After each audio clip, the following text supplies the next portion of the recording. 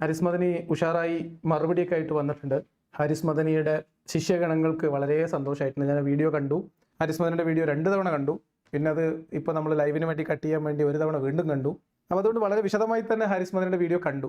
ഇതെന്താണ് ഞാനിപ്പോൾ ഇത് പറയാൻ കാരണം എന്ന് നിങ്ങൾക്ക് കുറച്ച് കഴിയുമ്പോൾ മനസ്സിലാവും. എന്തായാലും അദ്ദേഹത്തിന് ആ മറുപടിയാണ് നമ്മൾ ഇന്ന് പരിശോധിക്കുന്നത്. ആ മറുപടിക്ക് ഞാൻ വീഡിയോയുടെ ടൈറ്റിലും തംബ്നെയിലും ഒക്കെ ഒരു പേര് കൊടുത്തിട്ടുണ്ട്, മർക്കസീയ മറുപടി എന്നാണ്. അത് ചില ആളുകൾക്ക് മനസ്സിലായിട്ടുണ്ടാവില്ല എന്താണ് ഈ മർക്കസീയ മറുപടി എന്ന്. അങ്ങനെയുള്ള ചില പദങ്ങളൊക്കെ നമ്മുടെ അടുത്തുണ്ട്. മർക്കസീയ മറുപടി എന്ന് പറഞ്ഞാൽ മുസ്ലിം വിഭാഗത്തിനിടയിലുള്ള സുന്നി മുജാഹിദ് തുടങ്ങിയിട്ടുള്ള സംഘടനാ വ്യത്യാസങ്ങളൊക്കെ ഉണ്ടല്ലോ. അപ്പോൾ അതിന് AP വിഭാഗം സുന്നികളുടെ ചില പ്രത്യേക പ്രകടനങ്ങളുണ്ട്, ചില ചെപ്പടി വിദ്യകളുണ്ട്. ഒരു വിഷയത്തിൽ വാദപ്രതിവാദമോ സംവാദമോ ഒരാൾക്ക് ആശയപരമായിട്ട് മറുപടി കൊടുക്കേണ്ട ഒരു അവസ്ഥയൊക്കെ വരുന്ന സമയത്ത് അവര് പ്രയോഗിക്കുന്ന ഒരു തന്ത്രം ഉണ്ട്. ആ തന്ത്രത്തിനെയാണ് നമ്മൾ അത്തരം തന്ത്രങ്ങളിലൂടെ മറുപടി പറയുന്നു എന്ന വ്യാജേന ഈ കാന്തബുദ്ധികളുടെ കയ്യടി മാത്രം പ്രതീക്ഷിച്ച് മറുപടി പറഞ്ഞ് തടി സലാമത്താക്കുന്ന ഏർപ്പാടിനെയാണ് നമ്മൾ മർക്കസീയ മറുപടി എന്ന് പറയാം. അറിയാത്ത ആളുകൾ ഒന്ന് നോട്ട് ചെയ്ത് വെച്ചോളി. മർക്കസീയ മറുപടിയാണ്.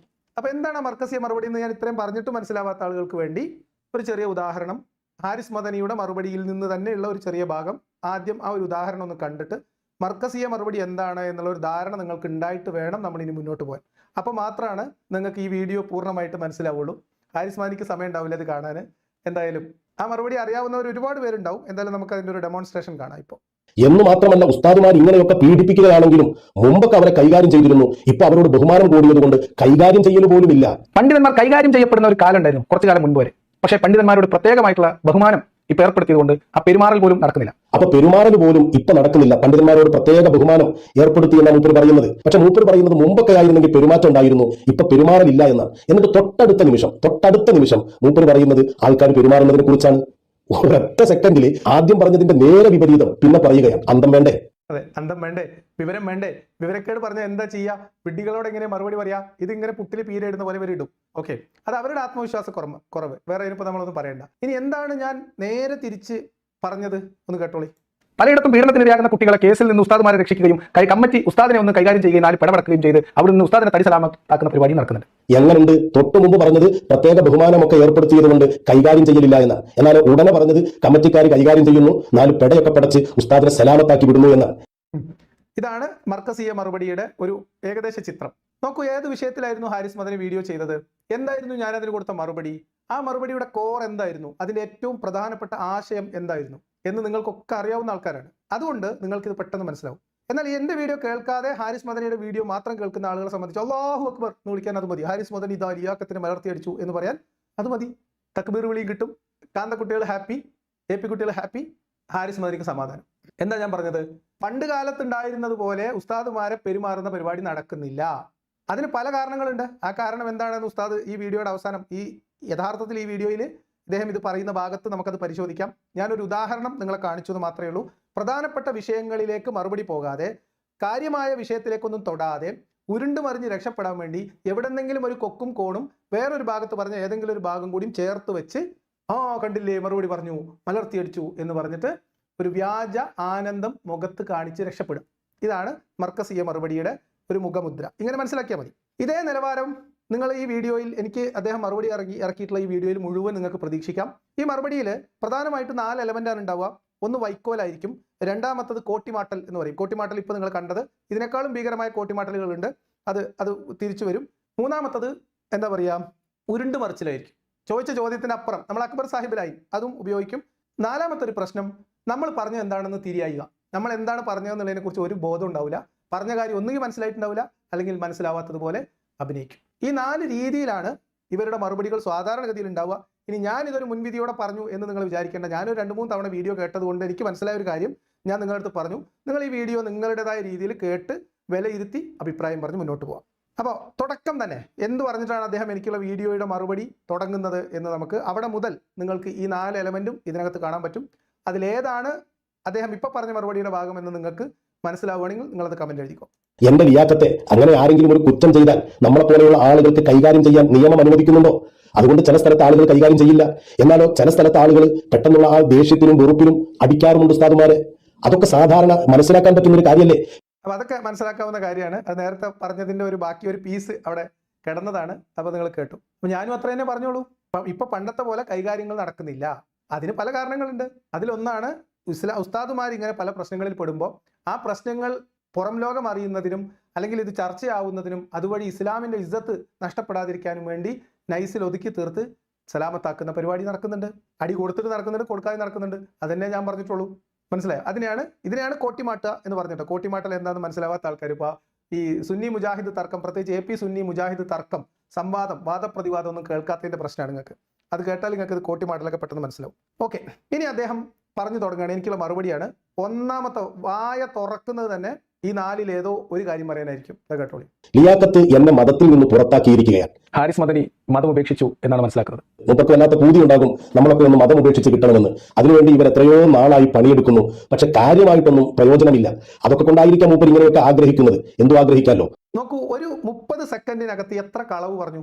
ഇതിനകത്ത് വിവരക്കേടുണ്ട്, കോട്ടിമാട്ടലുണ്ട്, അതേപോലെ തന്നെ കൃത്യമായ കളവുണ്ട്. അദ്ദേഹം ആദ്യം പറയുന്നത് ഞാൻ അദ്ദേഹത്തെ മതത്തിൽ നിന്ന് പുറത്താക്കിയതാണ്. ഞാൻ അങ്ങനെ പറഞ്ഞോ? ഇല്ല. പിന്നെ പറയുന്നത് അദ്ദേഹം മതം ഉപേക്ഷിക്കാൻ വേണ്ടിയിട്ട് ഞാൻ ആഗ്രഹിക്കുന്നു, അതിന് കുറെ കാലമായിട്ട് ഞാൻ അദ്ദേഹത്തെ മതത്തിൽ നിന്ന് പുറത്താക്കാൻ വേണ്ടി പണിയെടുത്തുകൊണ്ടിരിക്കുന്നു എന്നാണ്.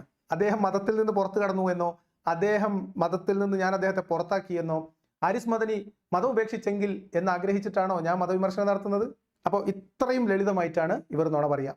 ഞാൻ പറയാത്ത കാര്യങ്ങൾ ഞാൻ പറയുന്നതായിട്ടും എൻ്റെ ആഗ്രഹമായിട്ടൊക്കെ, എൻ്റെ ആഗ്രഹമൊക്കെ എന്നെക്കാളും നന്നായിട്ട് ഹാരിസ് മദനിക്കാണ് അറിയാം. ഞാൻ മതം ഉപേക്ഷിച്ചു എന്ന് മാത്രമല്ല, മതം ഉപേക്ഷിക്കാനുള്ള കാരണങ്ങളുമാണ് മൂപ്പര് പിന്നാലെ പറയാൻ പോകുന്നത്. മതം ഉപേക്ഷിച്ചു എന്ന് പറയുന്നതിന് ഏതർത്ഥത്തിലാണ് ഞാൻ ഇങ്ങനെയാണ്, എന്തുകൊണ്ടാണ് ഞാൻ അങ്ങനെ ഒരു മനസ്സിലാക്കലിലേക്ക് എത്തിയത് എന്ന് ഈ വീഡിയോ കണ്ടു കഴിയുമ്പോൾ നിങ്ങൾക്ക് മനസ്സിലാവും. ഓക്കെ, ഞാൻ അതിനകത്ത് അദ്ദേഹം കേൾപ്പിക്കുന്ന ഭാഗത്ത് തന്നെ പറയുന്നുണ്ട്, ഹാരിസ് മദനി മതം കൈവിട്ടു, മതം ഉപേക്ഷിക്കുന്നു എന്ന് ഞാൻ മനസ്സിലാക്കുന്നു എന്നാണ്. എന്നിട്ട് ഇദ്ദേഹം പറയാണ്, ഞാൻ പറഞ്ഞ വിഷയങ്ങൾ ഹാരിസ് മദനി മതം ഉപേക്ഷിക്കാനായിട്ട് കണ്ടെത്തിയ കാരണങ്ങൾ എന്ന രീതിയിലാണ് ഞാൻ ആ കാര്യങ്ങൾ അവതരിപ്പിക്കുന്നത്.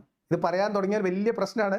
പക്ഷേ നമുക്കതൊന്ന് കേൾക്കാം. എന്തായാലും ഇദ്ദേഹം എൻ്റെ വീഡിയോ മുഴുവനായിട്ട് കണ്ടിട്ട് തന്നെയാണ് കേട്ടോ ഈ കളവൊക്കെ പറയുന്നത്, കാണാതെ അല്ല പറയുന്നത്. കാരണം അദ്ദേഹം ആ വീഡിയോ കണ്ടു എന്നും ആ വീഡിയോ മുഴുവനായിട്ട് മറുപടി പറയാൻ അദ്ദേഹത്തിന് കഴിയില്ല എന്നും ഞാൻ പറയുന്നുണ്ട്. ആ വീഡിയോ മുഴുവനായിട്ട് കണ്ടാൽ എന്തുകൊണ്ട് ഞാൻ അങ്ങനെ ഒരു നിഗമനത്തിലെത്തി എന്നത് നിങ്ങൾക്ക് ആ വീഡിയോ കണ്ടാൽ മനസ്സിലാകും എന്ന് പറയുമ്പോൾ അതിനോടുള്ള അദ്ദേഹത്തിന്റെ പ്രതികരണം കൂടി ഒന്ന് കേൾക്കാം. സത്യത്തിൽ ആ വീഡിയോ കണ്ടു കഴിഞ്ഞപ്പോൾ എനിക്ക് മനസ്സിലായത് എന്തെങ്കിലും ഒരു അന്തമുണ്ടായിരുന്നെങ്കിൽ ലിയാഖത്ത് ഇങ്ങനെയൊന്നും പറയില്ലായിരുന്നു എന്നാണ്. അത്ര വിവരക്കേടാണ് വിളിച്ചു പറയുന്നത്. ഇതാണ് മറുപടി. അദ്ദേഹം അത് മുഴുവനായിട്ട് കണ്ടപ്പോൾ അദ്ദേഹത്തിന് മനസ്സിലായത് ലിയാഖത്തിന് ഒട്ടും അന്തല്ല, അന്തണ്ടെങ്കിൽ ഇങ്ങനെയൊന്നും പറയില്ലായിരുന്നു എന്നാണ്. അത്രയും മനസ്സിലായല്ലോ. ഇനി അദ്ദേഹം അത് മുഴുവനായിട്ട് കണ്ടിട്ട് അദ്ദേഹം ഇപ്പൊ മറുപടി പറയാൻ വേണ്ടി തെരഞ്ഞെടുത്തിട്ടുള്ളത് എന്താണെന്ന് കൂടി കേൾക്കാം. കാരണം വലിയ വീഡിയോ ആണ്, 50 മിനിറ്റിലധികം ദൈർഘ്യമുള്ള വീഡിയോ. മുഴുവനായിട്ട് കാണാൻ സമയമില്ല, മുഴുവനായിട്ടും മറുപടി പറയേണ്ടതാണെന്ന് അദ്ദേഹത്തിന് അറിയാം. പക്ഷെ അതിന് സമയമില്ലാത്തത് കൊണ്ട് അദ്ദേഹം അതിൽ നിന്ന് ചില കാര്യങ്ങൾ തിരഞ്ഞെടുക്കാൻ 59 മിനിറ്റോളം അദ്ദേഹം സംസാരിക്കുന്ന ഓരോ വാക്കുകളും എടുത്തെടുത്ത് മറുപടി പറയാൻ മാത്രമുണ്ട്. അത്രമാത്രം വിഡ്ഢിത്തരങ്ങൾ അദ്ദേഹം പറയുന്നുണ്ട്. പക്ഷെ എന്ത് ചെയ്യാനാണ്, 59 മിനിറ്റ് നേരമൊക്കെ നമുക്ക് ഇങ്ങനെ ഓരോന്നോരോന്നായി എടുത്ത് മറുപടി പറയാൻ കഴിയില്ലല്ലോ. വീഡിയോ അപ്പോൾ എത്രയോ ദൈർഘ്യമുണ്ടാകും, അത് പ്രയാസമല്ലേ? അതെ, അതായത് 59 മിനിറ്റോളമുള്ള വീഡിയോകളൊക്കെ പറയുന്നൊക്കെ മണ്ടത്തരാണ്. അതൊക്കെ ഓരോന്ന് മിനിറ്റും എടുത്തെടുത്ത് മറുപടി പറയേണ്ടതുണ്ട്. അല്ല ഹാരിസ് മദനി വിഡ്ഢിത്തരങ്ങൾ കേട്ടിട്ട് അതിന് മറുപടി പറയലാണോ നിങ്ങളെ പണി? അതോ പറയുന്ന കാര്യങ്ങൾ മറുപടി പറയാൻ മാത്രം ഉണ്ട് എന്ന് നിങ്ങൾക്ക് ഉൾവിളി ഉണ്ടാവുന്നതാണോ? എന്നിട്ട് സമയമുള്ള സമയത്ത് ഇപ്പൊ 59 മിനിറ്റ് കണ്ടിട്ട് അത് മുഴുവനായിട്ട് മറുപടി പറയാൻ അദ്ദേഹത്തിന് സമയമില്ല, അത് നമ്മൾ മനസ്സിലാക്കുന്നു. ഒരു മനുഷ്യനല്ലേ, പല പണികളുണ്ടാവും. എന്നിട്ട് അദ്ദേഹം എന്ത് ചെയ്തു? ഈ 59 മിനിറ്റ് വീഡിയോ കണ്ടതിന് ശേഷം അതിൽ ഏറ്റവും വലിയ മണ്ടത്തരങ്ങൾ അദ്ദേഹം തെരഞ്ഞെടുത്തിട്ട് അത് പ്രത്യേകമായിട്ട് ക്രോഡീകരിച്ചിട്ടാണ് ഇന്നത്തെ മറുപടി. ഇന്നത്തെ വിരുന്ന് ഉഷാറായിരിക്കും എന്ന് നിങ്ങൾക്ക് മനസ്സിലായല്ലോ. അദ്ദേഹം പറയുന്നത് കേട്ടോളി. അതുകൊണ്ട് ലിയാഖത്തിന്റെ വളരെ കടഞ്ഞെടുത്ത വിവരക്കേടുകളിൽ ചിലത് മാത്രമാണ് ഈ വീഡിയോയിൽ ഞാൻ ഉൾപ്പെടുത്തുന്നത്. അപ്പം ഹാരിസ് മദനി ഇവിടുന്ന് അങ്ങോട്ട് ഞാൻ അദ്ദേഹത്തിന് കൊടുത്ത മറുപടിയിലെ തെരഞ്ഞെടുത്ത വിവരക്കേടുകൾ ആണ് പിന്നെ അതിൽ ഉൾപ്പെടുത്തിയിട്ടുള്ളത്. അതിനു മുൻപ് ഇദ്ദേഹം ഇപ്പൊ ഇത്ര നേരം പറഞ്ഞത്, അദ്ദേഹം വീഡിയോ മുഴുവൻ കണ്ടതിന് ശേഷം അദ്ദേഹത്തിന് മനസ്സിലായത് എന്തായിരുന്നു? അദ്ദേഹം മതം ഉപേക്ഷിച്ചു. അദ്ദേഹം മതം ഉപേക്ഷിക്കാനുണ്ടായ കാരണങ്ങൾ എന്തൊക്കെയാണ് എന്ന് ഞാൻ എണ്ണി പറയുന്നു. ഞാൻ അത് ആഗ്രഹിച്ച് നടക്കുകയാണ്. അപ്പോൾ ഹാരിസ് മദനി മതം ഉപേക്ഷിച്ചതിലുള്ള സന്തോഷം പങ്കുവച്ചു. ഇതൊക്കെയാണല്ലോ അദ്ദേഹത്തിന് മനസ്സിലായത്. ഇനി ഞാൻ ആ വീഡിയോയിൽ എന്താണ് പറഞ്ഞത് എന്ന് നമുക്ക് അതിൻ്റെ ഒരു 1-2 മിനിറ്റ് ഒന്ന് കേൾക്കാം.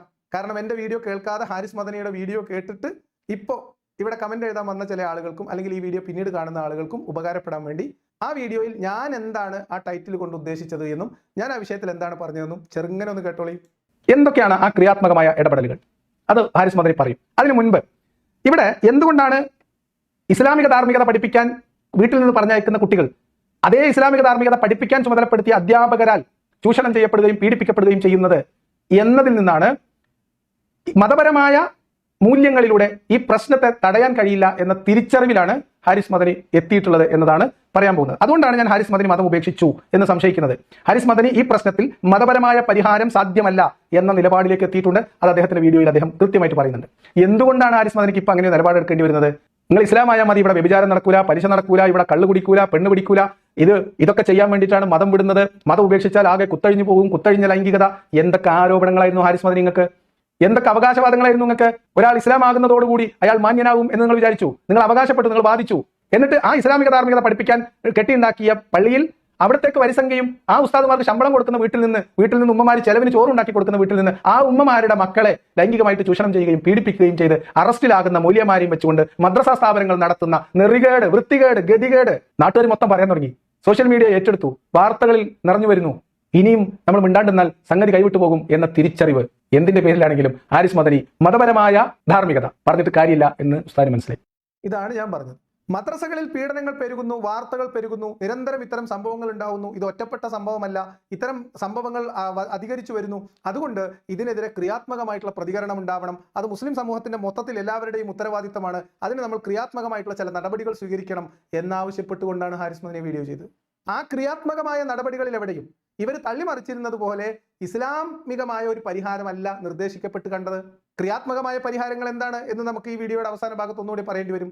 അതുകൊണ്ട് ഒരു മതപാഠശാലയിൽ മതസമൂഹത്തിലെ കുട്ടികൾ നേരിടുന്ന ഒരു ഭൗതിക പ്രശ്നത്തിന് മതം എന്ന എല്ലാത്തിനുമുള്ള പരിഹാരം കൊണ്ട്, ഏറ്റവും മികച്ച ധാർമ്മിക പദ്ധതി കൊണ്ട്, അതിന്റെ കാവലാളുമാരെ കൊണ്ട് മതത്തിന്റെ അണികളായ വിശ്വാസികളായ പിഞ്ചു കുട്ടികളെ സംരക്ഷിക്കാൻ കഴിയില്ല എന്ന തിരിച്ചറിവിൽ ഭൗതികമായ സങ്കേതങ്ങളെയും ശാസ്ത്രീയമായ സങ്കേതങ്ങളെയും ഭൗതികമായ രീതിശാസ്ത്രത്തെയും മനുഷ്യൻ നിർമ്മിച്ചെടുത്ത മാർഗങ്ങളെയും ഉപയോഗപ്പെടുത്തിക്കൊണ്ട് ഈ കുട്ടികളെ, മദ്രസയിൽ പഠിക്കാൻ വരുന്ന കുട്ടികളെ മദ്രസയിലെ ഉസ്താദുമാർ, ഇസ്ലാമിക ധാർമ്മികത പഠിപ്പിക്കുന്ന ഉസ്താദുമാർ പീഡിപ്പിക്കുന്നതിൽ നിന്ന് കുട്ടികളെ രക്ഷിക്കണം എന്ന് ഹാരിസ് മദനി നിലപാട് പറയുന്നു. ആ വിഷയത്തിൽ മതത്തെ ഹാരിസ് മദനി കൈവിടുന്നു. ഈ പ്രശ്ന പരിഹാരത്തിന് മതം കൊണ്ട് കഴിയില്ല, മതത്തിൽ അതിന് പരിഹാരമില്ല, മതത്തിൽ അതിന് മാർഗമില്ല എന്ന് ഹാരിസ് മദനി തുറന്ന് സമ്മതിക്കുന്നു. അത് തന്നെയാണ് കഴിഞ്ഞ വീഡിയോയിൽ ചെയ്തത്. അതിൽ ഈ വീഡിയോയിൽ അദ്ദേഹം ആവർത്തിക്കുന്നുണ്ട്. നമുക്ക് ആ ഭാഗം കേൾക്കാം. ഇതാണ് ഞാൻ പറഞ്ഞത്. ഹാരിസ് മദനി ഈ വിഷയത്തിൽ ഹാരിസ് മദനി മതം ഉപേക്ഷിക്കുന്നു എന്ന് ഞാൻ സംശയിക്കുന്നു. അല്ലാതെ ഹാരിസ് മദനി മതം വിട്ടെങ്കിൽ ഞാൻ 101 യാസീനോദാം, 313 ഖത്തം തീർക്കുക, അതാണ് ഞാൻ പറഞ്ഞത്. കുറെ കാലമായില്ലേ പഠിച്ചോനെ ഹാരിസ് മദനി മതം വിട്ടെങ്കിൽ എന്ന് പ്രാർത്ഥിച്ച് നടത്തിട്ട് തീർച്ചയായിട്ടും നടക്കായിരുന്നോ ഞാൻ ചെയ്തത്? ആണോ? ഹാരിസ് മദനി മതം വിട്ടതിന്റെ കാരണമാണോ ഞാൻ പറഞ്ഞത്? എണ്ണി പറഞ്ഞത്. ഹാരിസ് മദനി ഈ വിഷയത്തിൽ മതപരമായ ധാർമ്മിക കൊണ്ട് പരിഹാരം കാണാൻ കഴിയില്ല എന്ന് തുറന്ന് സമ്മതിക്കുകയും ഭൗതിക പരിഹാരം തേടുകയും ചെയ്യുന്നു, നിർദ്ദേശിക്കുന്നു എന്നാണ് ഞാൻ പറഞ്ഞത്. അത് ഹാരിസ് മദനി പറഞ്ഞതിന് മറുപടിയാണ് പറഞ്ഞത്. എവിടുക്ക കോട്ടിമാട്ടലൊക്കെ അങ്ങ് നടക്കും. ഹുസൈൻ സലഫിയുടെ അടുത്തും അനസ് മൗലവിയുടെ അടുത്തും, അതേപോലെ തന്നെ നിങ്ങളെ പണ്ട് മരിച്ചുപോയ സക്കരിയ സലാഹിന്റെ വീഡിയോ ക്ലിപ്പ് മുറിച്ചിട്ടൊക്കെ കോട്ടിമാട്ട്. നിങ്ങൾ പറഞ്ഞില്ല 59 മിനിറ്റ് മറുപടി പറയാൻ നിങ്ങൾക്ക് സമയം കിട്ടൂല, കേട്ടിട്ട് തെരഞ്ഞെടുത്ത മൊഴിമുത്തുകൾ പറയാന്ന്. എനിക്ക് ഇഷ്ടം പോലെ സമയമുണ്ട്, കേട്ടിരിക്കുന്നവർക്ക് സമയമുണ്ട്. നിങ്ങൾ പറഞ്ഞുകൂട്, എണ്ണി മറുപടി പറയും. അത് നിങ്ങൾ ചെയ്ത പോലെ ആദ്യത്തെ 5 സെക്കൻഡിൽ ഒരു പീസും പിന്നെ 53ാമത്തെ മിനിറ്റിൽ പോയിട്ട് ഒരു 3 സെക്കൻഡും ഇങ്ങനെ വെട്ടിമുറിച്ച് കോട്ടിമാട്ടിയിട്ടല്ല, കൃത്യം ഈ വീഡിയോയിൽ അങ്ങനെ തന്നെയാണ് ചെയ്യുന്നത്. നിങ്ങൾ പറഞ്ഞ 2 കാര്യങ്ങൾ പൂർണ്ണമായും എടുത്തുകൊണ്ടാണ് മറുപടി പറയുന്നത്. എന്ന് പറഞ്ഞാൽ വീഡിയോന്റെ ഏകദേശം പൂർണ്ണ രൂപം. അതിൽ നിങ്ങളുടെ ഒരു വെല്ലുവിളി ഉണ്ട്, യമണ്ടൻ വെല്ലുവിളി, അതും ഏറ്റെടുത്തിട്ടുണ്ട്. നമുക്ക് സമയമുണ്ട് കേട്ടോ. എന്തായാലും ലിയാഖത്ത് മുസ്ലിം സമുദായത്തോട് ചെറിയൊരു ഔദാര്യം കാണിച്ചിട്ടുണ്ട്. ആ ഔദാര്യത്തിന് നമുക്ക് നന്ദിയുമുണ്ട്. എന്താണ് ആ ഔദാര്യം? ഞാൻ സാധാരണഗതിയിൽ മതത്തെയാണ് വിമർശിക്കാറുള്ളത്. പക്ഷേ ഈ വിഷയത്തിൽ കുറ്റം അല്ലെങ്കിൽ പ്രതി മതസമുദായമാണ് എന്നാണ് പറയുന്നത്. അതിൽ മതം പ്രതിയല്ല എന്ന് പറഞ്ഞു വെക്കാണ്. സമാധാനമായി. ഈ വിഷയത്തിലെങ്കിലും മൂപ്പര് ഇസ്ലാമിനെ കുറ്റപ്പെടുത്തുന്നില്ലല്ലോ. എന്നാലോ മുസ്ലിം സമുദായത്തെ കുറ്റപ്പെടുത്തുന്നുണ്ട്, മുസ്ലിം സമൂഹത്തെ കുറ്റപ്പെടുത്തുന്നുണ്ട്. ഇങ്ങനെ പീഡനങ്ങൾ മദ്രസകളിലൊക്കെ വർദ്ധിക്കാനുള്ളതിന്റെ കാരണം ഇസ്ലാം മതമല്ല. ഇസ്ലാമിക ആശയം ഇത്തരത്തിലുള്ള പീഡനങ്ങളെയും സ്വവർഗരതികളെയും ഒക്കെ ശക്തമായി എതിർത്തിട്ടുണ്ട് എന്ന് മൂപ്പര് തുറന്ന് സമ്മതിക്കുന്നുണ്ട്. അത് ഹാരിസ് മദനിക്ക് എന്നെ കുറിച്ചുള്ള മുൻധാരണയുടെ പ്രശ്നമാണ്. കാരണം ഹാരിസ് മദനി വിചാരിക്കുന്നത് ഞാൻ എന്ത് കിട്ടിയാലും ഇസ്ലാമിനെ കുറ്റം പറഞ്ഞ്, മുസ്ലിങ്ങളെ കുറ്റം പറഞ്ഞ് അത് മാത്രം പറയുന്ന ഒരാളാണെന്ന്. അല്ല, ഇസ്ലാമിലെ സാധാരണ ഏത് മതങ്ങളിലും ഏത് മതസമൂഹങ്ങളിലും ഏത് നിയമസംഹിതകളിലും ഏത് കാലത്തെ ഗോത്ര നിയമത്തിലും എന്തെങ്കിലുമൊക്കെ നന്മ ഉണ്ടാവും, സ്വാഭാവികല്ലേ. ഉള്ള നന്മകൾ ഉണ്ട് എന്ന് പറയാൻ എന്തിനാണ് മടിക്കുന്നത്? ഇസ്ലാമിന്റെ കുറവുകളും ഇസ്ലാമിന്റെ പോരായ്മകളും ഇസ്ലാമിന്റെ അവകാശവാദങ്ങളുടെ പൊള്ളത്തരങ്ങളും ഒക്കെ പറയാൻ എത്രയോ ഉണ്ട്, ഉള്ളത് തന്നെ ഉണ്ട്. അപ്പൊ അതുകൊണ്ട് ഇവിടെ ഇസ്ലാമിൽ സ്വവർഗ ലൈംഗികതയൊക്കെ ശിക്ഷാർഹമായ കുറ്റമാണ് എന്നതിന് വലിയ പോരിശയായിട്ടല്ല ഞാൻ പറയുന്നത്. പക്ഷെ ഇതിൽ മതമല്ല കുറ്റക്കാർ, മതസമൂഹമാണ് ഇതിന് ഉത്തരവാദികൾ എന്ന് ഞാൻ പറയുന്നു. അത് ഈ വിഷയത്തിലല്ല, നിരവധി വിഷയങ്ങളിൽ പറഞ്ഞിട്ടുണ്ട്. അതെന്താണെന്ന് ഹാരിസ് മദനിക്ക് മനസ്സിലായിട്ടില്ലെങ്കിൽ പറഞ്ഞുതരാം, കൃത്യമായിട്ട് പറഞ്ഞുതരാം. മനസ്സിലാവണല്ലോ, ഹാരിസ് മദനിക്ക് ഇത് മനസ്സിലാവണല്ലോ. കാരണം ഞാൻ പറയുന്നില്ല. അതായത് ഞാൻ എൻ്റെ വിമർശനം നടത്തുന്നത്, മതവിമർശനം നടത്തുന്നത് അതിൻ്റെ സാമൂഹ്യ രാഷ്ട്രീയ വശങ്ങൾ പരിശോധിച്ചുകൊണ്ടാണ്. ഇസ്ലാമിൻ്റെ മതപരമായ ഒരു വിഷയം അത് ആ മതസമൂഹത്തിലുള്ള മനുഷ്യരെ സാമൂഹികമായിട്ട് എങ്ങനെ ബാധിക്കുന്നു, അവരുടെ സാമൂഹ്യ ജീവിതത്തിലും വ്യക്തി ജീവിതത്തിലും അത് അവരെ എങ്ങനെ ബാധിക്കുന്നു, രാഷ്ട്രീയമായിട്ട് അതൊരു പൊതു രാഷ്ട്രീയ സമൂഹത്തെ എങ്ങനെ ബാധിക്കുന്നു, ഈ വിഷയങ്ങളിലുള്ള മതത്തിന്റെ നിലപാടുകളുടെ ശരിതെറ്റുകൾ അത് മാനവികമാണോ, ജനാധിപത്യപരമാണോ, ജനാധിപത്യ വിരുദ്ധമാണോ, അസഹിഷ്ണുതയാണോ, സ്ത്രീ വിരുദ്ധമാണോ എന്ന് പരിശോധിക്കും. മനുഷ്യത്വ വിരുദ്ധമായതിന് മനുഷ്യത്വ വിരുദ്ധമായതാണെന്ന് പറയും, സ്ത്രീ വിരുദ്ധമായത് സ്ത്രീ വിരുദ്ധമാണെന്ന് പറയും. അസഹിഷ്ണുതയുള്ള പ്രദേശങ്ങൾ, മതത്തിന്റെ അത്തരം കാര്യങ്ങൾ, നിയമങ്ങൾ അത് തുറന്നു കാണിക്കും. അതെന്തിനു വേണ്ടിയാണ് തുറന്നു കാണിക്കുന്നത്? ഇത് എല്ലാ കാലത്തേക്കുമുള്ള ഏറ്റവും മികച്ചതാണെന്ന് നിങ്ങൾ അവകാശപ്പെടുന്നോണ്ടാ. ഇത് 6-ാം നൂറ്റാണ്ടിൽ ഉണ്ടാക്കിയതല്ലേ, അതിൽ എന്തെങ്കിലുമൊക്കെ ചെറിയ പോരായ്മകൾ ഉണ്ടാവും, നിങ്ങൾ സദയം ക്ഷമിക്കണം എന്ന് പറഞ്ഞിട്ടാണ് നിങ്ങളൊരു മുസാഫിന്റെ കോപ്പി നമ്മളെത്തേക്ക് തരുന്നില്ലെങ്കിൽ നമ്മളതങ്ങ് വായിച്ചു നോക്കിയിട്ട് അത് 6-ാം നൂറ്റാണ്ടിലല്ലേ, അത് 7-ാം നൂറ്റാണ്ടിലല്ലേ, ക്ഷമിച്ചു കളയാം എന്ന് നമ്മൾ വെക്കും. അങ്ങനെ അവകാശവാദങ്ങൾക്ക് ഉണ്ടോ? ഇല്ലല്ലോ. ഇത് ഏറ്റവും മികച്ചതാണ്, ഇതിനേക്കാൾ മികച്ചതൊന്നില്ല. ഇത് ഉപേക്ഷിക്കുന്നവർ സത്യനിഷേധികളാണ്, ഇത് മാത്രമാണ് സത്യം, ഇതല്ലാത്തതെല്ലാം വഴിപിഴച്ചതാണ് എന്ന് പറയുമ്പോൾ ആ മുതൽ പരിശോധിക്കേണ്ട ഹാരിസ് മദനിയെ, അതിൽ നമ്മൾ അഭിപ്രായം പറയണ്ടേ? അങ്ങനെ നമ്മൾ അഭിപ്രായം പറയുമ്പോൾ ഇസ്ലാം എന്ന് പറയുന്ന ആശയത്തെ, അതിലെ നിയമങ്ങളെ, ഗ്രന്ഥങ്ങളിൽ എഴുതി വെച്ചിട്ടുള്ളതിനെ, ഫിഖ്ഹിനെ, ഇതൊക്കെയാണ് നമ്മൾ വിമർശിക്കുക. അത്രേ ചെയ്യുള്ളൂ. അപ്പം മുസ്ലിം അതല്ലാതെ ഒരു പ്രശ്നത്തിൽ അകപ്പെടുന്നവൻ, ഒരു കേസിൽ അകപ്പെടുന്നവൻ, അവന്റെ പേര് മുസ്ലിം ആണെന്നുള്ളത് കൊണ്ട് അതോ കണ്ടോ മുസ്ലിം അങ്ങനെ ചെയ്തു ഇങ്ങനെ ചെയ്തു, ആ പരിപാടി ഇല്ല. അത് ഇന്നും ഇല്ല, ഇന്നലെ ഇല്ല, മിഞ്ഞാന്നും ഇല്ല, നാളെ ഉണ്ടാവില്ല. മതം അനുവദിച്ച, മതം നിർദ്ദേശിച്ച ഒരു കാര്യം മാനവിക വിരുദ്ധമായതോ ജനാധിപത്യ വിരുദ്ധമായതോ നമ്മുടെ ആധുനിക മനുഷ്യർക്ക് ചേരാത്തതോ ആയിട്ടുണ്ടെങ്കിൽ അത് മതം നിർബന്ധിക്കുന്നതായാലും മതം അനുവദിക്കുന്നതായാലും അതിന്റെ പോരായ്മകൾ വിളിച്ചു പറയും. അത്രേ ഉള്ളൂ. മതം അനുവദിക്കാത്ത ഒരു കാര്യം, മതത്തിൽ അനുവദനീയമല്ലാത്ത ഒരു കാര്യം, ഒരു കുറ്റകൃത്യം ഒരു വിശ്വാസിയായ ആൾ ചെയ്തു, അത് മതത്തിന്റെ കുറ്റമാണ് എന്ന് പറയില്ല, അത് സാമാന്യ ബോധമുള്ളവർ പറയില്ല. പിന്നെ മുസ്ലിം വെറുപ്പുള്ളവർ, എന്തെങ്കിലും കിട്ടിയാൽ മുസ്ലിങ്ങളെ ചീത്ത പറയണമെന്ന് വിചാരിക്കുന്നവർ, എന്തെങ്കിലും ഒരു പേര് കിട്ടിയാൽ അത് യുക്തിവാദി ആയതുകൊണ്ടാണ് എന്ന് പറയുന്ന ചില മൗലിയമാരെ പോലെ ചില ആളുകൾ ഇസ്ലാം മത വിമർശന രംഗത്തുണ്ടാവും. ആ കൂട്ടത്തിൽ നമ്മളെ കൂട്ടണ്ട, പ്രശ്നം തീർന്നല്ലോ. അപ്പൊ അതുകൊണ്ട് പറയുന്ന കാര്യങ്ങൾ ബോധത്തോടെ പറയുന്നതാണ്. ഞാൻ അതിന് അക്കൗണ്ടബിൾ ആണ്. നിങ്ങൾ എത്ര മറുപടി പറഞ്ഞാലും വിശദീകരണം തരും. നിങ്ങൾക്ക് മനസ്സിലായിട്ടില്ലെങ്കിൽ ഇനിയും പറഞ്ഞുതരും, മനസ്സിലായിട്ടില്ലെങ്കിൽ മനസ്സിലായിട്ടില്ല എന്ന് മനസ്സിലാക്കാനുള്ള ഒരു വകതിരിവെങ്കിലും ഉണ്ടാവുകയും അത് എനിക്ക് മനസ്സിലായിട്ടില്ല ലിയാഖത്ത് എന്താണ് ഉദ്ദേശിച്ചത് എന്ന് പറയാനുള്ള ഒരു സാമാന്യ മര്യാദ ഉണ്ടെങ്കിൽ നിങ്ങൾക്ക് മനസ്സിലാവുന്നതുവരെ പറഞ്ഞുതരും. അതാണ് നമ്മളെ രീതി. ഓക്കെ. പിന്നെയോ ഈ പീഡനങ്ങളൊക്കെ ഉണ്ടാകാനുള്ള കാരണം മുസ്ലിം സമുദായമാണ്. ഏതെങ്കിലും തരത്തിൽ നമുക്ക് കുറ്റം പറഞ്ഞില്ലെങ്കിൽ ഒരാശ്വാസം കിട്ടുകയില്ല. അതുകൊണ്ട് മൂപ്പര് അങ്ങനെ പറഞ്ഞൊപ്പിച്ചുകൊണ്ടാണ് വീഡിയോ മുമ്പോട്ട് കൊണ്ടുപോകുന്നത്. ഈ പീഡനങ്ങൾ ഉണ്ടാവാനുള്ള കാരണം മുസ്ലിം സമുദായമാണെന്ന് ഞാൻ പറഞ്ഞോ? ആ വീഡിയോ കേട്ടവർ പറയും, അല്ലെങ്കിൽ വീഡിയോ കേട്ടിട്ട് പറയും. ഇതിൽ ഉത്തരവാദിത്തം, ഇതിൽ പ്രതിസ്ഥാനത്ത് വരിക എന്ന് പറഞ്ഞാൽ ഇത് ചെയ്തവർ എന്നാണോ? ഇത് ചെയ്യിപ്പിച്ചവർ എന്നാണോ? ഇതിന് വഴിമരുന്നിടുന്നവർ, ഇതിനെ പ്രതിരോധിക്കേണ്ട സമയത്ത് പ്രതിരോധിക്കാത്തവർ, ഇതിൽ നടപടി സ്വീകരിക്കേണ്ട സമയത്ത് നടപടി സ്വീകരിക്കാത്തവർ, ഉത്തരവാദിത്തമുള്ളവർ.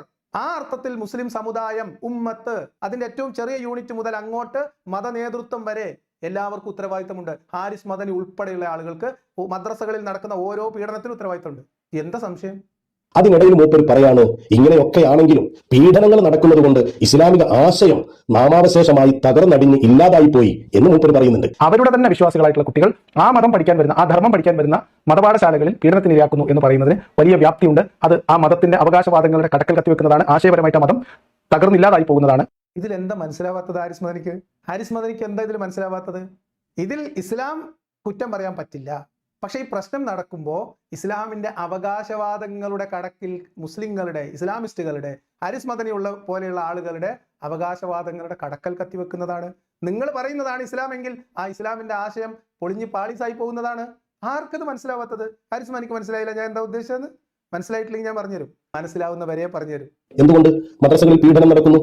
ആദ്യം മൂപ്പര് പറഞ്ഞു മതം ഇതിൽ പ്രതിയല്ല എന്ന്. ഇപ്പൊ പറയാണ് അങ്ങനെ പീഡനം നടന്നാൽ മതത്തിന്റെ ആശയങ്ങൾ തകർന്നില്ലാതായി പോകും. ഏതുപോലെ? ഉസ്താദ് അതിനൊരു ഉദാഹരണം പറഞ്ഞുതരും, ഏതുപോലെ എന്നുള്ളത്. നമ്മുടെ നാട്ടിൽ ശക്തമായ നിയമമുണ്ട്. പ്രത്യേകിച്ച് പോലീസുകാർ നിയമം നടപ്പിലാക്കേണ്ട ആളുകളാണ്. ഈ പോലീസുകാർ എന്തെങ്കിലും ഒരു കുറ്റം ചെയ്താൽ പോലീസ് സംവിധാനത്തിന്റെ ആശയം തന്നെ തകർന്നടിഞ്ഞില്ലാതായി പോകുമെന്ന് അന്തമുള്ള മനുഷ്യന്മാർ പറയോ? ഒരു കുന്തമില്ലാത്തവരല്ലേ ഈ വിഡ്ഢിത്തരങ്ങൾ പറയുള്ളൂ. ഹാരിസ് മദനിക്ക് കുന്താണോ ഇല്ലാത്തത്, അന്താണോ ഇല്ലാത്തത് എന്ന് എനിക്കറിയില്ല. എന്ത് ഉദാഹരണമാണ് ഹാരിസ് മദനി ഇത്? ഇദ്ദേഹം പറഞ്ഞ ഉദാഹരണം തന്നെ പെശകാണ്. എന്തുകൊണ്ടാണ് ഞാൻ പറഞ്ഞുതരാം. ഒരു കൂട്ടം പോലീസുകാർ, ഇപ്പൊ കേരള പോലീസ് പറയാണ് കേരള പോലീസ് ആക്ട് മാത്രമാണ് മികച്ചത്, അത് മാത്രമാണ് ഏറ്റവും മികച്ചത്, അതിന് മാത്രമാണ് ഇവിടെ ധാർമ്മികത സ്ഥാപിക്കാൻ പറ്റുള്ളൂ, അതിന് മാത്രമാണ് ഇവിടെ ക്രമസമാധാന നിലനിർത്താൻ കഴിയുകയുള്ളൂ. തമിഴ്നാടിന്റെ പോലീസ് ആക്ടും അതേപോലെ തന്നെ നമ്മുടെ മറ്റു ഇതര സംസ്ഥാനങ്ങളുടെ പോലീസ് ആക്ടുകളും പോലീസ് സേനയും കൊണ്ട് ഒരു ഉപകാരമില്ല, അതൊക്കെ വെറും വേസ്റ്റ് ആണ് എന്ന് കേരളത്തിലെ പോലീസുകാർക്ക് ഒരു അവകാശവാദം ഉണ്ട് എന്ന് വിചാരിച്ചോ? നമ്മുടെ നാട്ടിലെ നിയമത്തിന്, അതിനിപ്പോൾ രാജ്യം സംസ്ഥാനം കൊടുക്കണ്ട, ഏതെങ്കിലും ഒരു സമൂഹം അവരുടെ കയ്യിലുള്ളത് മാത്രമാണ് മികച്ചത് എന്നും അവരുടെ കയ്യിലുള്ളത് എല്ലാത്തിനും പരിഹാരമാണ് എന്നും അവരുടേതല്ലാത്തതെല്ലാം വേസ്റ്റാണ് എന്നും ഉപകാരശൂന്യമാണ് എന്നും അവകാശവാദം ഉന്നയിച്ചുകൊണ്ടാണ് നമ്മുടെ നാട്ടിലുള്ള ഒരു നിയമ സംരക്ഷണ സേന അല്ലെങ്കിൽ ഒരു അല്ലെങ്കിൽ ക്രമസമാധാന പാലന സേന പ്രവർത്തിക്കുന്നത് എങ്കിൽ ഇവിടെ അങ്ങനെ ഉണ്ടാവാൻ പാടില്ല. ഉറപ്പല്ലേ? അങ്ങനെ ഒരു അവകാശവാദം ഉണ്ടെങ്കിൽ അതിന് വിരുദ്ധമായത് ഉണ്ടാവാൻ പാടില്ല. അതുകൊണ്ടാണ് അത് പറഞ്ഞത്. ഹാരിസ് മാനിക്ക് മനസ്സിലായിട്ടില്ലാത്തതുകൊണ്ട് ഞാൻ ആ പറഞ്ഞ എന്താണെന്ന് ഒന്നുകൂടി കേൾപ്പിച്ചു തരാം. അതുകൊണ്ട് ആ ഇസ്ലാമിലുള്ള നിയമവും ഉസ്താദുമാർ പഠിപ്പിച്ചു കൊടുക്കുന്ന നിയമവും ഹാരിസ് മദനിയെ പോലെയുള്ള ആളുകൾ ഇവിടെ വയത് പറഞ്ഞ നിയമവും ഇസ്ലാമിന്റെ ധാർമ്മിക മൂല്യവും വെച്ചുകൊണ്ട് മുസ്ലിം കുട്ടികൾ നേരിടുന്ന ഈ പ്രശ്നത്തിന് പരിഹാരം കാണാൻ കഴിയില്ല എന്ന തിരിച്ചറിവിൽ മതം ഉപേക്ഷിച്ച്, മതത്തിന്റെ നിയമങ്ങൾ ഉപേക്ഷിച്ച്, മതത്തിലുള്ള ആശ്രയം ഉപേക്ഷിച്ച്, മതത്തെക്കുറിച്ച് ഇവർക്കുണ്ടായിരുന്ന അവകാശവാദങ്ങൾ അഴിച്ചു വെച്ച് കാലങ്ങളായിട്ട് എന്നെ പോലെയുള്ള ആളുകൾ പറഞ്ഞുകൊണ്ടിരിക്കുന്ന ഭൗതികമായ പരിഹാരത്തിൽ ശ്രമിക്കണം എന്ന് ഹാരിസ് മദനിയെ കൊണ്ട് പറയിപ്പിക്കാൻ കഴിഞ്ഞു. ഇതാണ് വിമർശനം കൊണ്ടുള്ള ഗുണം. ഇപ്പൊ ഹാരിസ് മദനിക്ക് മനസ്സിലായോ എന്താ പറഞ്ഞതെന്ന്? തള്ളി മറിക്കും. ആലോചിക്കണം, നിങ്ങൾ ആലോചിക്കണം. ഹാരിസ് മദനി ഈ വീഡിയോ പൂർണ്ണമായിട്ട് ചെയ്യുന്നതിനിടയിൽ ഒരിക്കൽ പോലും ഇസ്ലാം കൊണ്ട് ധാർമ്മികത സ്ഥാപിക്കാൻ പറ്റുമെന്ന് പറഞ്ഞിട്ടില്ല. ധാർമ്മികത എന്നുള്ള വാക്ക് പറയാനുള്ള ധൈര്യം ഹാരിസ് മദനിക്ക് എനിക്ക് മറുപടി പറയുന്ന വീഡിയോയിൽ ഉണ്ടായിട്ടില്ല. എന്തുകൊണ്ടാ?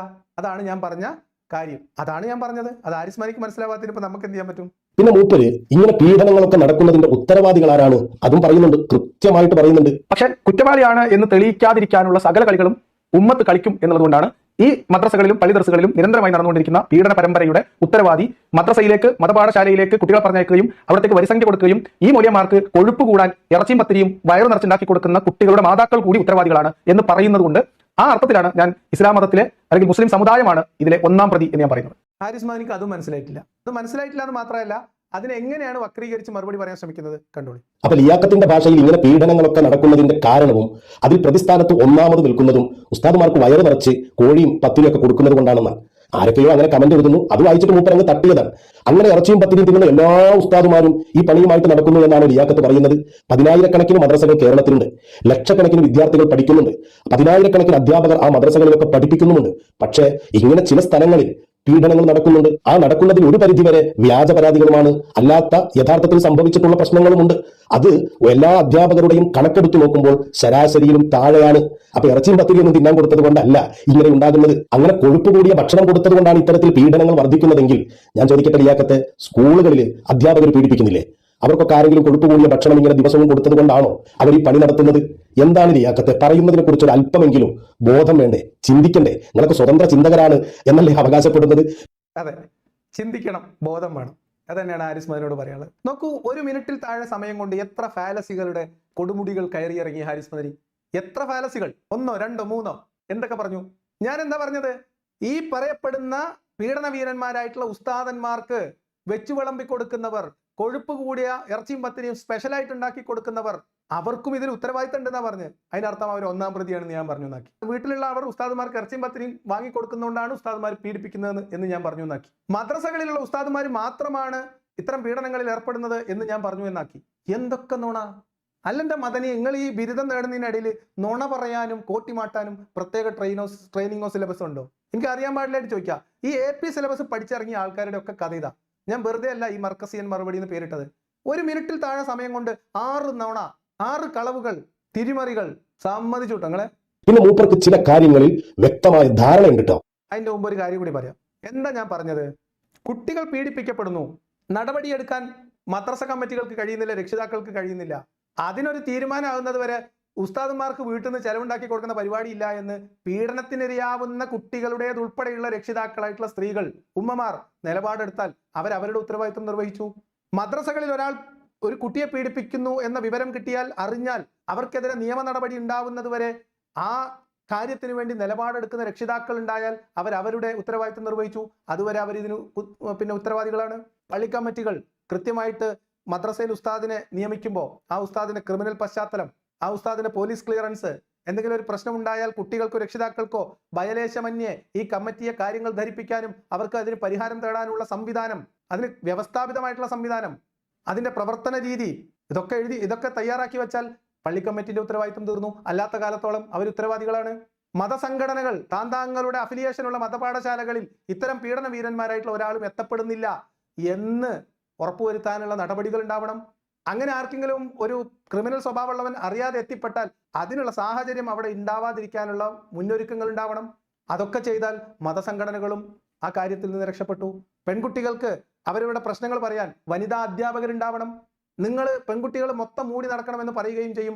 എന്നിട്ട് 10ാം ക്ലാസ്സും 12ാം ക്ലാസ്സും ഉള്ള പെൺകുട്ടികൾക്ക് മതം പഠിപ്പിച്ചു കൊടുക്കാൻ ഈ താടി വെച്ച മല്ലാക്കമാര് അടുത്തടുത്ത് പോയിരുന്ന് മുഖത്തോട് നോക്കി വർത്തമാനം പറയും ചെയ്യും. ഇതെങ്ങനെ ശരിയാവും?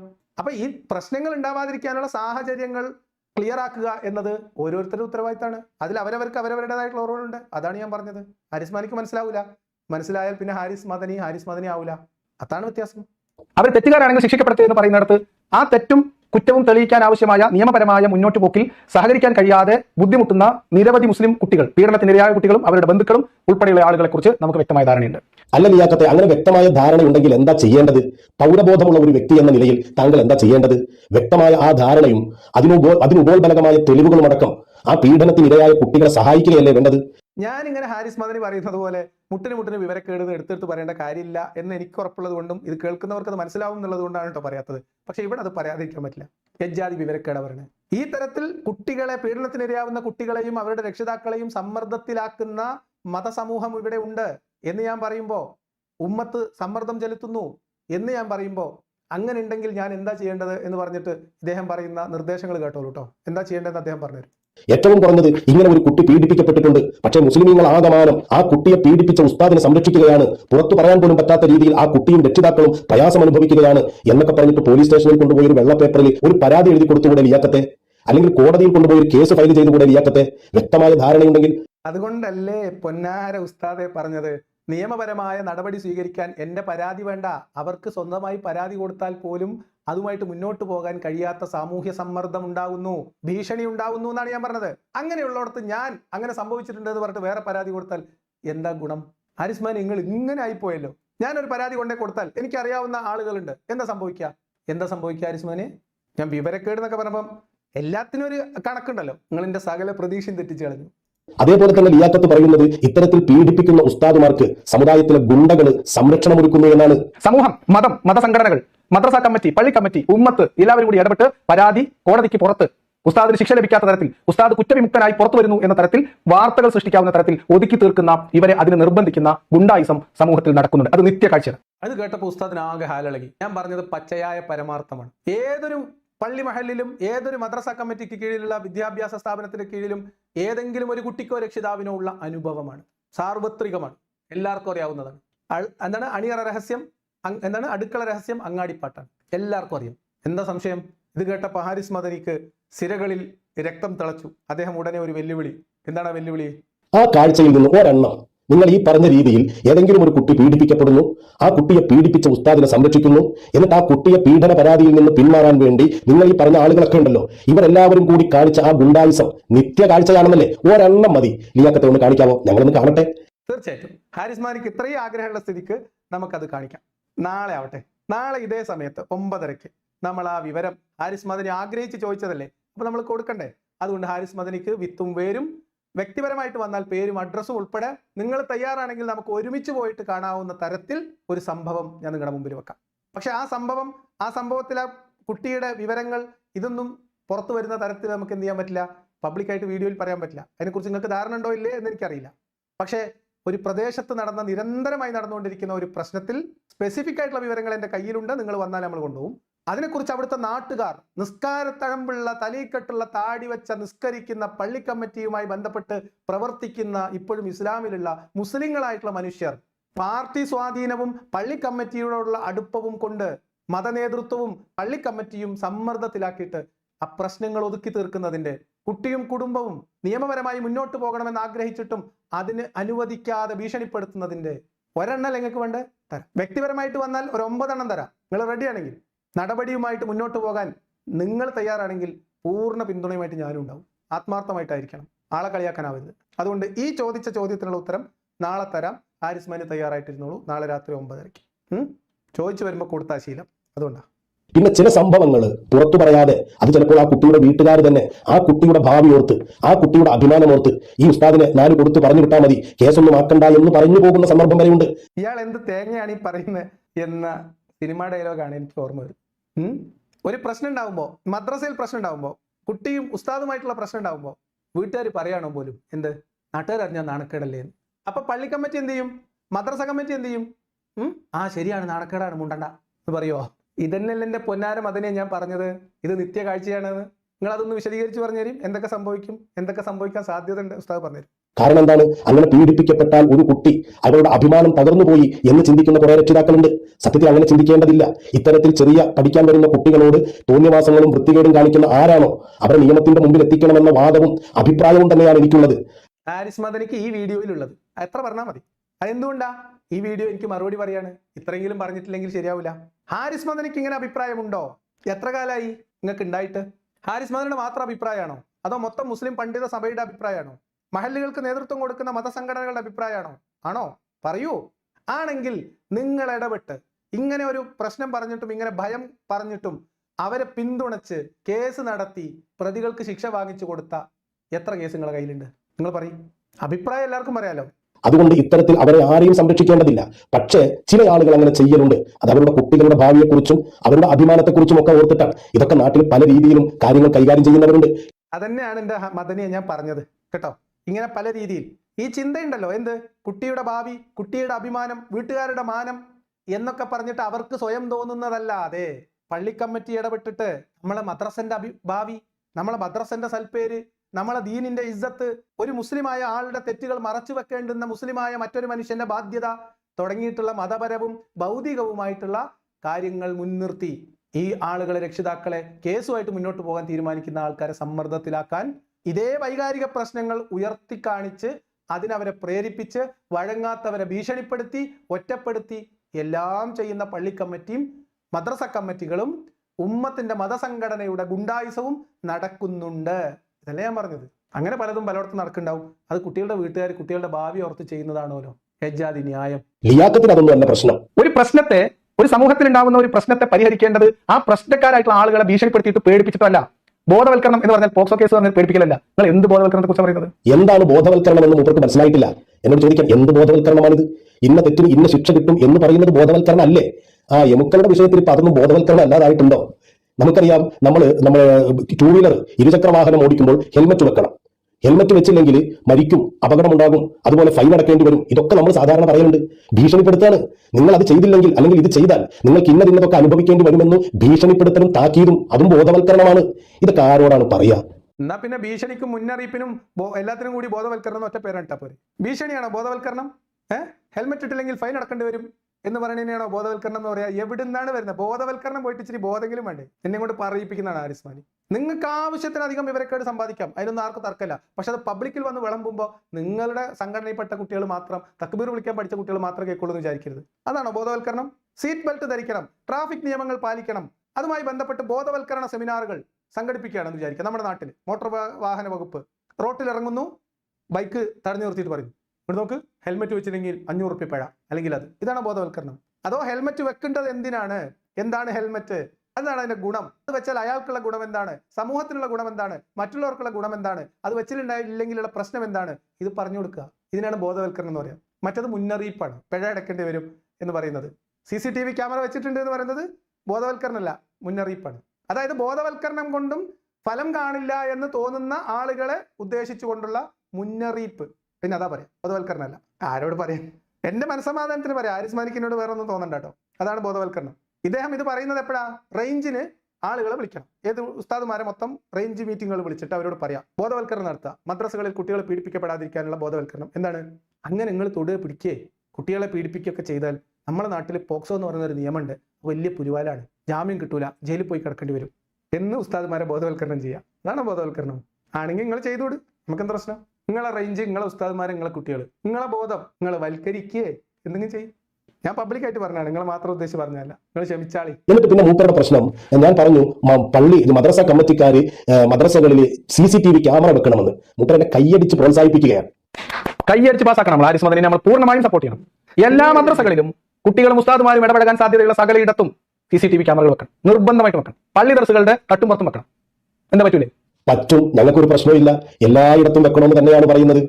ഇത് പറയുമ്പോൾ പള്ളി ദർസിന്റെ തട്ടുപുറത്തും വെക്കണം എന്ന് പറയുമ്പോഴും വലിയ പള്ളിന്റെ മച്ചിന്റെ മുകളിൽ വെക്കണം എന്ന് പറയുമ്പോഴും ഹാരിസ് മദനിയുടെ മുഖത്തെ ശൃംഗാരഭാവം പ്രത്യേകം ശ്രദ്ധിക്കണം കേട്ടോ.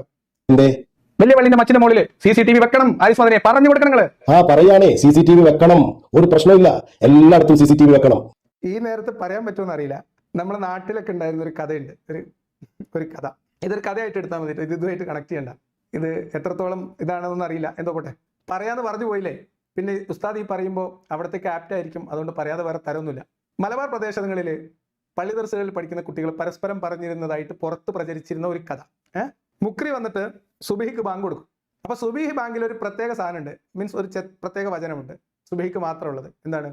അസ്സലാത്തു ഖൈറും മിനൻ നൗം എന്ന് 2 വട്ടം പറയും.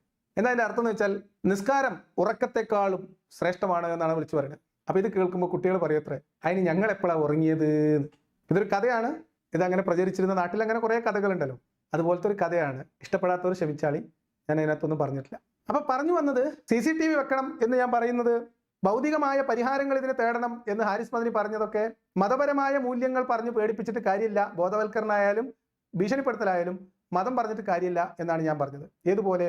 നരകം പറഞ്ഞിട്ട് പേടിക്കാത്തവർ, അള്ളാനെ പറഞ്ഞിട്ട് പേടിക്കാത്തവർ പോക്സോ കേസ് പറഞ്ഞ് പേടിക്കും എന്ന പ്രതീക്ഷ, CCTVയെ കണ്ട് ഭയപ്പെടും എന്ന പ്രതീക്ഷ കൃത്യമായിട്ട് മനസ്സിലാക്കണം. അള്ളാനെ പേടിച്ചിട്ട് കുട്ടികളെ പീഡിപ്പിക്കൂല എന്ന് ഹാരിസ് മദനിക്ക് ഉറപ്പില്ല, പക്ഷെ CCTVയിൽ കുടുങ്ങും എന്നത് ഹാരിസ് മദനിക്ക്, അങ്ങനെ ഒരു ഭയം മൗലവിമാർക്ക് ഉണ്ടാവും എന്നത് ഹാരിസ് മദനിക്ക് പ്രതീക്ഷ നൽകുന്നു. നരകത്തിലിട്ട് പൊരിക്കും, ഇസ്ലാമിക രാജ്യമാണെങ്കിൽ തലവെട്ടിക്കളയും എന്ന നിയമത്തെ പേടിയില്ല, പോക്സോ കേസിൽ കുടുങ്ങും, അറസ്റ്റിലാകും എന്ന് പറഞ്ഞാൽ ഉസ്താദുമാർ പേടിക്കും എന്ന് ഹാരിസ് മദനി പ്രതീക്ഷിക്കുന്നു. ഹാരിസ് മദനി മതം ഉപേക്ഷിച്ച് കഴിഞ്ഞു ഈ വിഷയത്തിൽ എന്നതിന് ഇതിലും വലിയ എന്ത് തെളിവ്? അള്ളാനെ പേടിയില്ലെങ്കിലും CCTV പേടിയുണ്ടാവും. അതുകൊണ്ട് മാത്രമല്ല ലിയാക്കത്തെ, ചില ആളുകൾ ഉസ്താദുമാരോട് എന്തെങ്കിലുമൊക്കെ ശത്രുതയുണ്ടെങ്കിൽ അവർ കൊണ്ടുപോയി വ്യാജ പരാതികൾ കൊടുക്കും. അപ്പൊ തെളിവ് കാണിക്കാൻ, ഞാനത് ചെയ്തിട്ടില്ല, ഞാൻ നിരപരാധിയാണ് എന്ന് തെളിവ് കാണിക്കാനും കൂടി CCTV ഉപകരിക്കും. മനസ്സിലായോ? കുറ്റം ഏതെങ്കിലും ഉസ്താദ് ചെയ്തിട്ടുണ്ടെങ്കിൽ അത് പിടിക്കാനും CCTV ഉപകരിക്കും. ആ ഉസ്താദ് നിരപരാധിയാണെന്ന് തെളിയിക്കാനും, കുറ്റം ചെയ്തിട്ടില്ലെങ്കിൽ നിരപരാധിയാണെന്ന് തെളിയിക്കാനും CCTV വെക്കണമുണ്ട് ഉപകാരം ഉണ്ടാവും. അപ്പൊ 2 ഉപകാരമുണ്ട്. അതുകൊണ്ട് കർശനായിട്ട് പറയാം. നോക്കൂ, ഒരു നല്ല കാര്യം ഉസ്താദ് പറഞ്ഞപ്പോൾ നമ്മൾ പിന്തുണച്ചു എന്ന ഒറ്റ കാരണം കൊണ്ട് അതിൽ അദ്ദേഹം മലക്കം പറയാണ്. CCTV വെക്കുന്നത് ഉസ്താദുമാരെ പീഡിപ്പിച്ചിട്ടില്ല എന്ന നിരപരാധിത്വം തെളിയിക്കാനും വേണ്ടിയാണല്ലോ, അതിനും കൂടി വേണ്ടിയാണല്ലോ. അങ്ങനെയാണെങ്കിൽ ഉസ്താദെ ഞാൻ പറയാണ്, CCTV വെക്കുന്നത് ഉസ്താദുമാർക്ക് കുറച്ചുകൂടി സുരക്ഷിതമായ, കുറച്ചുകൂടി സെക്യൂരിറ്റിയിൽ കുട്ടികളെ പീഡിപ്പിക്കാനുള്ള സാഹചര്യം ഒരുക്കാനാണ്, അതാണ് നിങ്ങൾ ഉദ്ദേശിക്കുന്നത് ഞാൻ പറഞ്ഞ ഞങ്ങൾക്ക് എന്ത് ചെയ്യാൻ പറ്റും? കാരണം പള്ളി കമ്മിറ്റിയും സദർ ഉസ്താദും കൂടി ചേർന്നിട്ടല്ലേ CCTV വെക്കുന്നത്. അപ്പൊ ഇത് ഏതൊക്കെ കോണിലേക്കും ഏതൊക്കെ മുക്കിലേക്കാണ് ചെല്ലുന്നത് എന്ന് ഓൽക്കറിയില്ലേ? അപ്പൊ അതുകൊണ്ട് തെളിവുണ്ടാവൂല, തെളിവുണ്ടെങ്കിൽ CCTVയിൽ ഉണ്ടാവും എന്ന് പറഞ്ഞിട്ട് തെളിവില്ലാത്ത രീതിയിൽ ഇത്തരം ആക്ടിവിറ്റി തുടരാൻ വേണ്ടിയിട്ടാണ് ഈ CCTV നിർദ്ദേശം നിങ്ങൾ വെക്കുന്നതെന്ന് ഞാൻ പറഞ്ഞാലോ നിങ്ങൾ പെട്ടുപോകില്ലേ? അതുകൊണ്ട് അതൊക്കെ വിട്ടാളി. നിങ്ങൾ നിർദ്ദേശിച്ചത് അത്രയും ഭൗതികമായ പരിഹാരമാണ്. നിങ്ങൾ ഈ വീഡിയോയിലോ മറുപടിയിലോ ധാർമ്മികത എന്ന് പറഞ്ഞിട്ടില്ല, ഇസ്ലാമിന്റെ മൂല്യം എന്ന് പറഞ്ഞിട്ടില്ല, ഇസ്ലാം പഠിപ്പിക്കുന്ന ധാർമ്മിക മൂല്യം എന്ന് പറഞ്ഞിട്ടില്ല, ഇസ്ലാം കൊണ്ട് സാധ്യമാകുന്ന ധാർമ്മിക വിപ്ലവം എന്ന് പറഞ്ഞിട്ടില്ല. നിങ്ങൾ പ്രതീക്ഷ വെക്കുന്നത് കൗൺസിലിംഗ്, ബോധവൽക്കരണം, CCTV, പോക്സോ കേസ്, കോടതി, ജയില് തുടങ്ങിയിട്ടുള്ള കാര്യങ്ങളിലാണ്. ഇതുകൊണ്ടാണ് നിങ്ങൾ ഈ വിഷയത്തിൽ മതം വിട്ടു എന്ന് ഞാൻ പറയുന്നത്. മതത്തെ നിങ്ങൾ ഈ വിഷയത്തിൽ കൈവിടുന്നു. അള്ളാനെ വിട്ടു, CCTVയിൽ പിടിക്കുന്നു. നരകത്തെ വിട്ടു, നിങ്ങൾ പോക്സോ കേസിൽ അഭയം പ്രാപിക്കുന്നു. ഇത്രേ പറഞ്ഞോളൂ. ആ പറഞ്ഞത് അതുപോലെ അവിടെ കിടക്കുന്നുണ്ട്. നിങ്ങൾ പറഞ്ഞ മറുപടി അവിടെയുണ്ട്, ഞാനിപ്പോൾ ഈ പറഞ്ഞ മറുപടിയും അവിടെയുണ്ട്. ഇതൊക്കെ കേട്ട് സമയമുള്ളവർ സമയം പോലെ കാര്യങ്ങൾ മനസ്സിലാക്കി എടുത്തോളും. നമുക്കൊരു ബേജാറുമില്ല, അർജൻറ്റും ഇല്ല. പിന്നെ നിങ്ങൾ ചോദിച്ച തെളിവ്, ആ തെളിവായിട്ട് നമുക്ക് നാളെ വൈകുന്നേരത്ത് ഇതേ സമയത്ത് വീണ്ടും